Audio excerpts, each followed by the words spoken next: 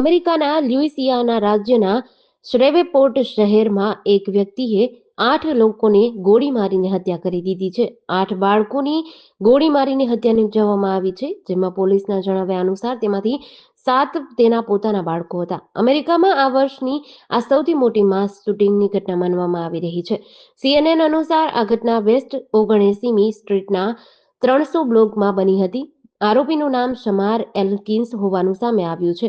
પોલીસે જણાવ્યું કે 7 બાળકોને ઘરની અંદર ગોળી મારી હતી, જ્યારે એક બાળકને છત પર ગોળી વાગી હતી, જ્યારે તે જીવ બચાવવા માટે ભાગવાનો પ્રયાસ કરી રહ્યો હતો. હુમલામાં એસોલ્ટ સ્ટાઇલ હથિયારનો ઉપયોગ કરાયો હતો. તેને ઘરેલુ વિવાદ સાથે જોડાયેલો મામલો જણાવાઈ રહ્યો છે.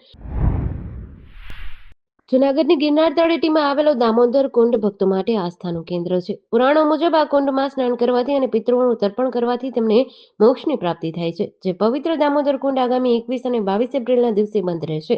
આ એ જ પવિત્ર સ્થાન છે જ્યાં નરસિંહ મહેતા દરરોજ પ્રભાતે ગાતા સ્નાન કરવા આવતા અને ભગવાન શ્રી કૃષ્ણએ પોતે અહીં સ્નાન કર્યું હોવાની માન્યતા છે.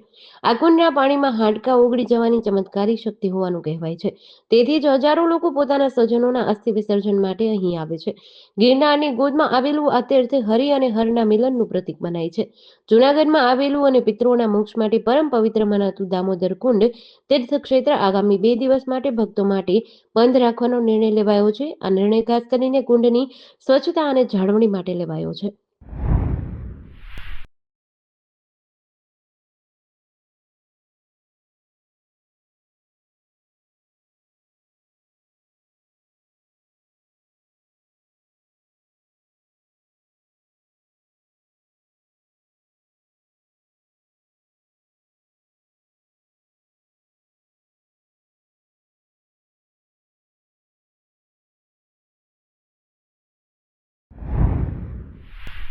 વડોદરા જિલ્લાના કુંઢેરામાં સેન્ટ્રલ યુનિવર્સિટીના 11 વિદ્યાર્થીઓની તબિયત લથડી હતી, જે બાદ વિદ્યાર્થીઓને સારવાર માટે સયાજી હોસ્પિટલમાં ખસેડવામાં આવ્યા હતા.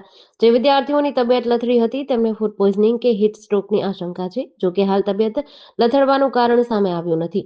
ડભોઈના કુંઢેલામાં સેન્ટ્રલ યુનિવર્સિટીમાં અભ્યાસ કરતા 11 વિદ્યાર્થીઓની ગઈકાલે અચાનક તબિયત લથડી હતી.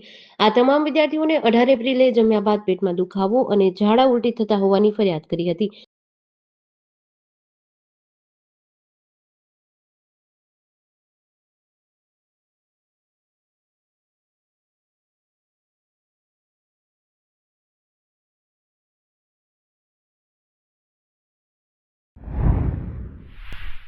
નવસારીના વિરાવળ નાકા પાસે યુવાન ઇમરાન શેખ પર જીવલેણ હુમલો કરનાર 3 આરોપીઓને પોલીસે ઝડપી પાડ્યા છે.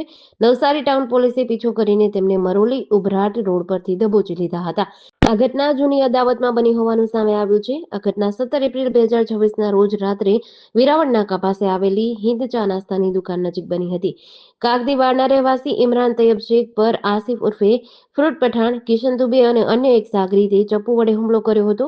હુમલાખોરોએ ઇમરાનને શરીર પર આડેધડ ઘા મારી ઈજાઓ પહોંચાડી હતી અને ઘટના સ્થળેથી ફરાર થઈ ગયા હતા. ઇમરાન હાલ હોસ્પિટલમાં છે. ઘટનાની ગંભીરતાને ધ્યાનમાં રાખી સુરત રેન્જ આઈજી પ્રેમવીરસિંહ અને નવસારી એસપી રાહુલ પટેલે તાત્કાલિક આરોપીઓને પકડવા સૂચના આપી હતી. સુરત જિલ્લાના અનાવલ પોલીસ સ્ટેશનની હદમાં આવતા ભોરિયા ગામના જાહેર માર્ગ પર રવિવારે સાંજે સર્જાયેલા એક ગમખ્વાર માર્ગ અકસ્માતે સમગ્ર પંથકને હચમચાવી નાખ્યો છે.